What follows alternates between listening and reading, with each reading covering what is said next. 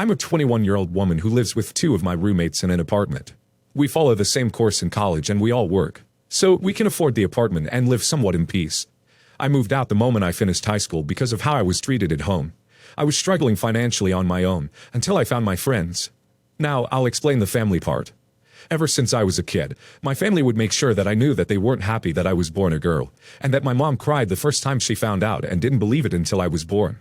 My mom would also say that she was very happy she could give my father a son, who would continue the bloodline, and that she would be devastated if she couldn't have her baby boy, since she tried so hard to have him. Weird thing to say to me, but back then I didn't really understand, so whatever. My brother is 4 years younger than me. I remember that when I was a kid and family members would visit, they wouldn't even look at me, but they'd go straight to the boy of the family. My dad is an only child, so yeah, apparently my brother was a big deal. The worst thing is that my parents would ignore me. Sometimes it would go so far as refusing to buy me basic needs, such as clothes, medication, or anything if my brother would ask for something expensive. On my own birthdays, my parents would get my brother gifts with the excuse of, he's younger, so he'll get sad, and you have the cake anyways, and it's your birthday. But I was never allowed to invite my friends, because we had to invite his friends and the family, and it would be crowded and messy. He would often demand to have my things, shoes, phone, pencils, bags, jackets, and my mom would literally almost rip them off of me to give them to him. I remember that I refused to give him a paper house I made in 5th grade, and as a punishment, she cut all of my hair off. My teacher found out and she called my mom, and it escalated a bit. When we went home, she refused to let me eat food for a day, and would yell at me because I was breathing. I was never allowed to go on trips with them, because respectable girls don't travel. I don't know how they came up with this atrocity, but they did. I was only allowed to buy new clothes every 2 years, and had a tight budget for that, while my brother got everything he wanted. If my brother wanted more food, my mom would take the meat off of my plate with her fork and give it to him, without asking. Once she tried to do this with cake, and I pulled my plate away, and she tried to hit me. But things didn't get more serious because my grandma was there, and she wasn't having any of that. My brother would hit me a lot, but if I even pushed him off, he would scream and cry at the top of his lungs, and my mother would slap me for making him sad, since he was just being a brother. After my paternal grandma died, her house went to my dad, and the men of the family were discussing who it should go to after my dad, since we already had our house that my brother would inherit. My maternal grandpa said it should go to me, but my dad's uncle got up and argued about how I was just a woman, and the house would end up in a stranger's hands after I'd get married. So they decided to give this one to my brother too. My brother grew up to be violent, lazy, and quite rude. My mother would beg him to tell her why he wasn't talking to her by saying, "Don't you love your mom?" And it was simply because she told him not to leave plates in his room.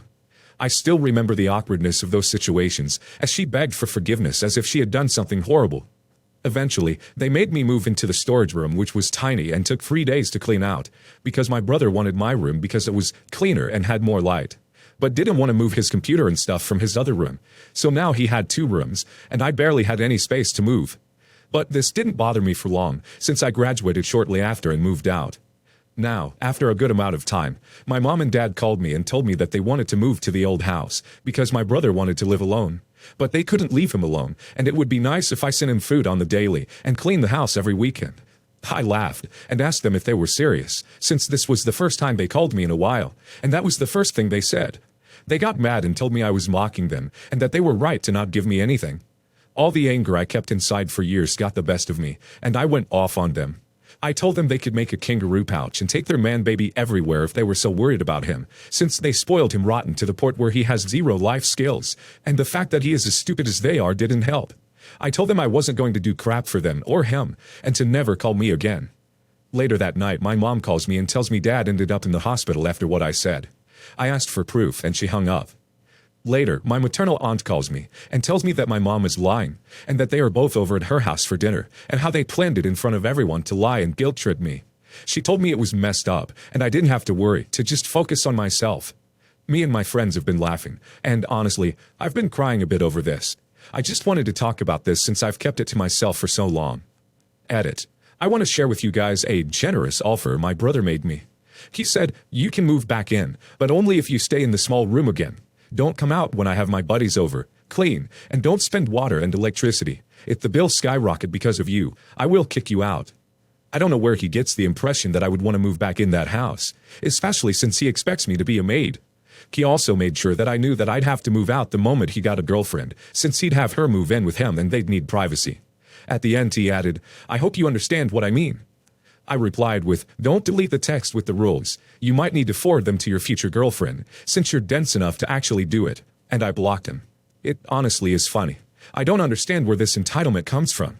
I obviously blocked their numbers, and somehow they found my friends' numbers, and they had to block them too. My mom found my social media and texted me, "You have to send him food at least, because I can't move out in peace. Who do you think you are, disobeying me? You're going to hell for this." I've been cackling at this message, because I don't remember being born to take care of their mistakes. Not to mention that my parents will still live closer to him. They just want to put their irresponsibility on my shoulders.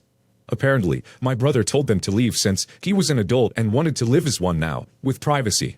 And they're still trying to blame me for the problems created in a household I haven't been a part of in years. At this point, it's hard for me to take them seriously, and I can't even bother to deal with them, so I just block them. Do not, I repeat, do not climb off this hill. This is a hill to die on. You are not responsible for their man baby. Go live your best life, OP. Of course they're not going to like it, because they aren't getting their way, so prepare yourself for that. But don't fold. Advocate for yourself, because nobody else will do it for you. You've got to be brave for yourself here. Sincerely, a big sister with a man baby brother. Oh boy, your family sucks. They've been unfair to you for long enough.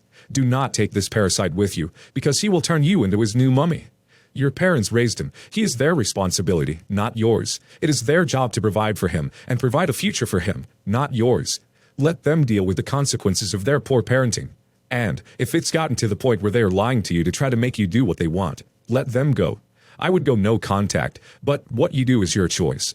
At least you have some nice friends. Also, your aunt has shown they are liars and manipulators. They said if you got the house, it'd go to some stranger. Isn't that what's going to happen when they're all broke or dead and gone, and he doesn't pay bills because he has no idea how, and he gets thrown out eventually, and house taken from foreclosure or whatever? I'll never understand how parents think raising a grown infant is successful parenting. I did not know I was an affair baby until I was 32 years old. Growing up, my mom and I lived with my grandparents and assorted aunts and uncles. I never had a dad, and it was something that no one ever talked about. Because no one ever talked about it, neither did I. Somehow, I got it into my head that bringing it up and asking my mom about it would hurt her and make her feel bad, so I never said a word. I wondered sometimes, but my mom was such a sweet, loving, affectionate mother that it didn't bother me much. I didn't feel like I was missing out on anything that mattered. Once, when I was in junior high, I overheard her and her longtime best friend discussing it all, and I ended up hearing his name. I memorized it, but never said a word about it. When I was 32, Facebook was just starting to be a big thing, and one day I got a message on my profile from a guy a few years older than me, with his last name. It was my older half-brother. Apparently on his 21st birthday, he and my father had gotten drunk together, and my father told him all about me. He had sat on this for 15 years until he randomly searched my name on Facebook, and there I was. We started talking, and I discovered that he was 4 years older than me, and that I also have two half-sisters. One 7 years older, and the other is only 2 weeks older. The truth of the matter is that my father was my mom's closest friend at work. He was married, but having some major issues with his wife, and their little work group went out several nights a week for drinks after work and spent a lot of time together. One weekend, everything came to a head, and he decided to leave his wife, and he moved in with one of their friends. The next Friday, they all went out again, and he and my mom got drunk together, and they ended up having S. Anyway, the way it played out was that my mom got pregnant, and before she got a chance to tell him, his wife had announced her pregnancy to him, and they had decided to get back together and try again. My mom did tell him about me, but she told him she would be just fine without him, and that he should fix his family. So, after my brother contacted me, I found out that my father and his wife divorced when I was around 16, but he never did look for me. Long story short, once we were in contact and getting to know each other, I discovered that my two half-sisters knew about me now, but wanted nothing to do with me at all, ever. I talk to my brother and my father often, and have been out to visit them both many times, and they have also been here. Unfortunately, neither of the girls have budged an inch in the years since. In fact, they now refuse to talk to my father and my brother because they have chosen to maintain relationships with me. And they blame me for that, because before they knew I existed, they were both very close to my father and brother, and they blame me for destroying their family. My oldest sister did contact me once, but it was only to ask me to please just go back where I came from and let them have their family, and that my existence is a slap in the face to them. They feel that my brother and father having relationships with me is a personal insult, and that when they made it clear how the sisters feel, they should have cut contact with me and walked away, because there is no place for me in their lives. They tried to make my brother and father cut contact with me. They gave them an ultimatum, them or me, and were absolutely shocked and crushed when they refused. They believe that they chose me by refusing to choose them. Now, I have a very close relationship with both my father and brother. My father and my mom have become close friends again, and my kids adore their grandpa and uncle. We do a lot of holidays and birthdays together, and I really feel blessed to have had my family expand this way. Both my father and brother have reached out to the sisters repeatedly, but they have made it clear that the only way to make amends with them would be to cut contact with me and my kids, and that isn't something they will even consider. Sounds like you got the crappy end of the stick here. I totally understand the sisters cutting off contact with their dad, but to blame you over it is really unfair. I don't understand them being angry with your dad and brother for wanting to have a relationship with you.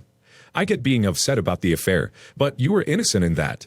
The circumstances of your creation are not your fault, and you are blood as well. I can understand the sisters not wanting to have a relationship with you even, but they shouldn't try to stop others from doing so. I don't think it's fair of them to ask him to choose.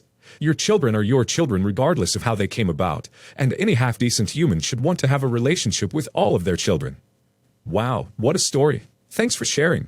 Glad you, your brother, and parents have found peace in all of this. Life is very messy. Hard to imagine what the sisters think they are gaining. What a superb lack of awareness to miss the irony of wanting to punish him for being a negligent father, by demanding that he be a negligent father.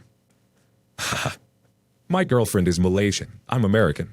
We both live together in Malaysia, and have for the past few years. I've spent Christmas with her family in Malaysia 3 years in a row.